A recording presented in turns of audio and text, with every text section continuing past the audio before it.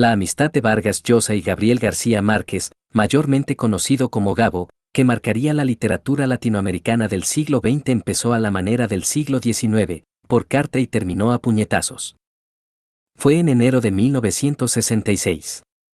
Gabriel García Márquez, quien aún trabajaba en Cien años de soledad, le escribió desde México una primera misiva a Mario Vargas Llosa, que estaba en París.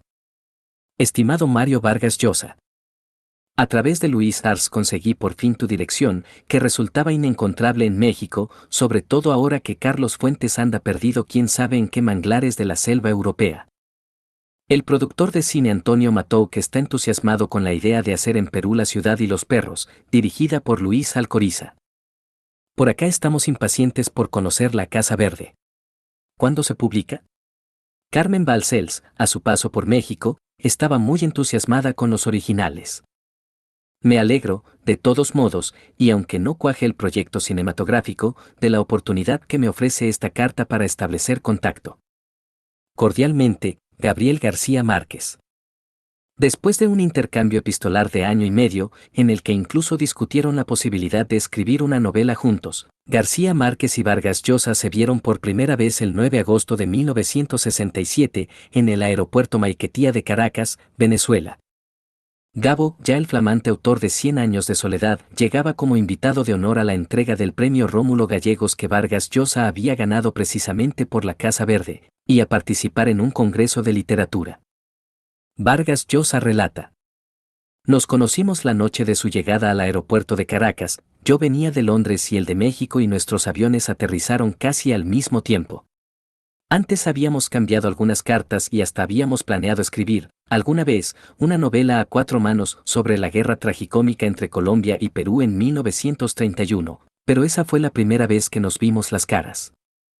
Recuerdo la suya muy bien, esa noche, desencajada por el espanto reciente del avión, al que tiene un miedo cerval, incómoda entre los fotógrafos y periodistas que lo acosaban. Nos hicimos amigos y estuvimos juntos las 2 semanas del Congreso.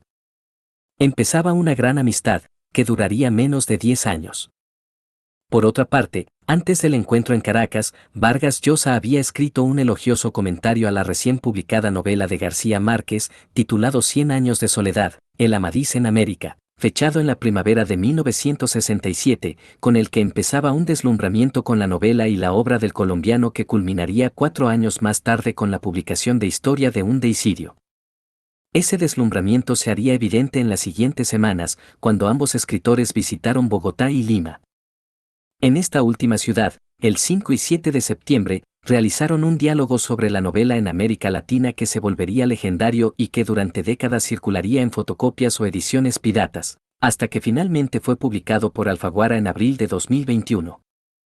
Por casualidad, en esa visita a Lima nacería el segundo hijo de Vargas Llosa, a quien bautizaría Gabriel Rodrigo Gonzalo en honor a García Márquez y a sus 2 hijos. Los padrinos fueron, como no, Gabo y su mujer, Mercedes Barcha. Luego cada uno regresaría a su hogar. Pero no mucho después estarían viviendo con sus familias en Barcelona, literalmente pared contra pared. Aún en Londres, Vargas Llosa seguiría escribiendo su siguiente novela Total Conversación en la Catedral, mientras preparaba en paralelo un curso sobre García Márquez, que dictaría en Puerto Rico en 1968, y sería el embrión de su largo ensayo sobre el autor colombiano. Gabo ya se había trasladado a Barcelona junto a Mercedes y sus 2 hijos en noviembre de 1967, aupados por Carmen Balcells, la superagente literaria que siempre buscó que sus autores pudieran vivir de lo que escribían, sin distracciones adicionales, algo nunca visto en América Latina. En 1970, después de 2 años de trabajo, terminó su libro García Márquez, Historia de un deicidio, el primer gran texto, y quizás el mejor, escrito sobre la obra del colombiano, que al tiempo le sirvió como tesis de un doctorado que no había terminado en España. Muchos se sorprendieron de la generosidad entre 2 colegas que eran, a la vez, competidores. En su libro Historia personal del boom, el escritor chileno José Donoso recuerda lo que le dijo un crítico italiano al respecto. En Italia, que un escritor como Vargas Llosa escriba un libro sobre la obra de otro escritor como García Márquez sería imposible. Y que ambos estén en la misma reunión sin que uno eche veneno en el café del otro, bueno, eso ya parecería ciencia ficción. Carmen Balcells los definió de manera inmejorable: Vargas Llosa es el primero de la clase y García Márquez es un genio. No hay más que verlos. Cualquiera que los conozca sabe a lo que me refiero. Mario es un intelectual, alguien con la cabeza muy bien amueblada, que atesora conocimientos eruditos sobre múltiples materias y, a la vez, es capaz de crear grandes obras. Su discurso intelectual es de gran altura, es el primero de la clase, un cum laude. Al contrario, Gabo es un genio en el sentido de que es un monstruo creador, una fuerza de la naturaleza, alguien tocado por la mano de Dios, que tiene un don y no se dedica a elaborar teorías o análisis sobre la cultura. Me parece algo que los describe sin valorar a uno por encima del otro. Yo estoy enamorada de los dos. En el primer número de la revista Libre fue que empezó una profunda división entre algunos intelectuales occidentales y Cuba. Empujados por el español Juan Goytisolo y apoyados financieramente por una rica heredera boliviano-francesa, algunos de los escritores latinoamericanos de más renombre se juntaron para editar desde la capital francesa la flamante revista de izquierda. Allí estarían los cuatro principales del boom: Vargas Llosa, García Márquez, Julio Cortázar y Carlos Fuentes, pero también Octavio Paz, José Donoso, Severo Sarduy, Claribel Alegría, Plinio Apuleyo Mendoza y Jorge Edwards. La historia completa está narrada en el capítulo 4 del libro En los reinos de Taifa, de Juan Goytisolo. El primer número del libro ya estaba listo para la imprenta cuando se presentó en Cuba el llamado caso Padilla. Heberto Padilla era un poeta cubano que había participado de la revolución y ocupado el cargo representante del Ministerio Comercio Exterior en Praga. Sin embargo, hacia finales de los 60 empezó a criticar de manera abierta y a burlarse de la política cultural del gobierno castrista. En marzo de 1971 fue detenido y poco después se divulgó una caricaturesca confesión que recordaba los juicios estalinistas e hizo montar en cólera a muchos escritores extranjeros amigos de la isla caribeña. Encabezados por Vargas Llosa y Goytisolo, varios intelectuales y escritores, que incluían a Sartre, Cortázar, Susan Sontag, Italo Calvino, Simone de Beauvoir, Octavio Paz, Alberto Moravia y Margarite Duras, enviaron una moderada carta a Fidel Castro respaldando a Padilla antes de que se divulgara su confesión. No fue posible ubicar a García Márquez, quien en esos momentos se encontraba en Colombia, en uno de los frecuentes viajes que realizó a la región cuando escribía El otoño del patriarca para reencontrarse con el ámbito del Caribe, recapturarlo y ser capaz de reflejarlo en el libro. Por eso, después de buscarlo en vano, Plinio Apuleyo Mendoza, jefe de redacción de la revista, autorizó a poner el nombre de su amigo sin consultarlo, seguro de que estaría de acuerdo. Pero no era así. Extraviada en el correo quedó una carta desde Barranquilla en la que Gabo le explicaba que no quería firmar nada mientras no tuviera una información muy completa sobre el asunto. Fidel Castro montó en cólera por esa primera misiva y pronunció un fuerte discurso contra los firmantes, señores intelectuales burgueses y libelistas y agentes de la CIA, los pseudoizquierdistas descarados que quieren ganar laureles viviendo en París, Londres, Roma. Además, prohibía a todos los firmantes la entrada a Cuba por un tiempo indefinido e infinito. Casi de manera simultánea se divulgó la confesión de Padilla. Entonces Mario Vargas Llosa convocó a una reunión de emergencia en su casa de Barcelona, donde se redactó una segunda carta, mucho más afilada y contundente. Gabriel García Márquez y Julio Cortázar se negaron a firmarla.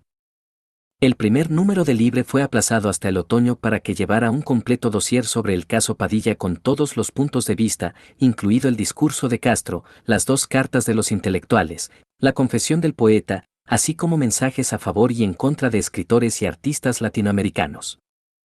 Llevaba también un poema de Cortázar en el que se desmarcaba por completo de las críticas al gobierno cubano, antes lo adulaba, y una entrevista de García Márquez que, según Juan Goytisolo, era un prodigioso ejercicio de saltimbanqui cuyo virtuosismo impone la admiración ya que no el respeto, donde se las arreglaba para no criticar a los intelectuales firmantes y tampoco romper con el régimen cubano. Agotada por la falta de dinero y escisiones internas, la revista solo alcanzaría a publicar 4 números. En su libro Vargas Llosa, El vicio de escribir 1991, J.J. Armas Marcelo recuerda la tarde barcelonesa de 1973 en que el peruano le presentó al colombiano, quien llegó a la cita vestido con el mono azul de obrero con el que trabajaba en la que sería El otoño del patriarca. En esa misma reunión noté que Vargas Llosa hablaba poco. Miraba con cierta distancia a García Márquez y llegué a una conclusión quizás prejuiciosa para entonces: al novelista peruano no le gustaban muchas de las salidas, más o menos fáciles, que el colombiano demostraba en público. En su libro, Allen deja claro que el motivo del rompimiento definitivo no fue político, sino que se produjo por algo mucho más banal y humano. Para resumirlo, a mediados de 1974, cuando regresaban a vivir en Perú, Vargas Llosa se enamoró de otra mujer y dejó a Patricia y a sus hijos. En mayo de 1975, Patricia Llosa viajó a Barcelona, donde fue bien recibida por los García Márquez. De allí surgió la versión de que, quizás en broma, Gabo se le había insinuado. No mucho después, los Llosa volvieron a vivir juntos. El 12 de febrero de 1976, en el Palacio de Bellas Artes de Ciudad de México, era el preestreno de documental La Odisea de los Andes, con guión de Vargas Llosa, sobre el equipo de rugby uruguayo que sobrevivió 72 días a un accidente de avión en la cadena montañosa, en algunos casos recurriendo a comer carne humana. Según relata Xavi Allen, en el vestíbulo del hermoso edificio se encontraban la flor y la nata de la intelectualidad mexicana, entre ellos los García Márquez con algunos amigos. Me disculpan, voy a saludar a Mario, les dijo antes de ir a la sala de proyección. Allí se dirigió al peruano y recibió un fortísimo puñetazo. Esto es por lo que le hiciste a Patricia en Barcelona, dejó claro el agresor. En su biografía Gabriel García Márquez, Una vida, Gerald Martin escribe: es evidente que Mario llegó a la conclusión que García Márquez había antepuesto su preocupación por Patricia a la amistad que los unía a ambos. Nada más que García Márquez y Patricia Llosa saben lo que ocurrió. En los años posteriores ambos se negaron a hablar sobre lo sucedido y Vargas Llosa dijo que se lo dejaba a los historiadores. Hasta donde se sabe tampoco volvieron a cruzar palabra en privado, y en público hubo algunos pocos comentarios e improperios, sobre todo de Vargas Llosa, por la postura política de García Márquez frente a Cuba y su amistad con Fidel Castro. El escritor peruano prohibió que se volviera a reeditar su estudio Historia de un deicidio, que tuvo 2 ediciones en 1971, el cual se volvió un objeto de culto entre los amantes de la literatura latinoamericana. En una de las últimas ocasiones que habló en público sobre García Márquez, en el verano de 2017, durante un curso de la Universidad Complutense sobre la obra del colombiano, ante la pregunta de si después del distanciamiento se habían vuelto a ver, Vargas Llosa respondió entre risas: no. Estamos entrando en terrenos peligrosos, creo que llegó el momento de poner fin a esta conversación.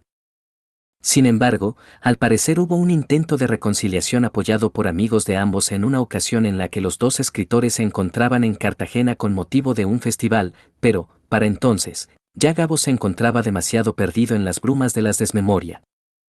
En ellas continuó hasta el Jueves Santo de 2014, cuando murió en Ciudad de México. Ahora, su odiado amigo, Vargas Llosa, también está muerto. La historia o el más allá, quizás, se encargará de reconciliarlos. Déjanos tus comentarios y comparte este video si eres amante de la literatura. Finalmente, no olvides suscribirte y darle like para descubrir más historias fascinantes como estas que se muestran a continuación. Nos vemos en la próxima.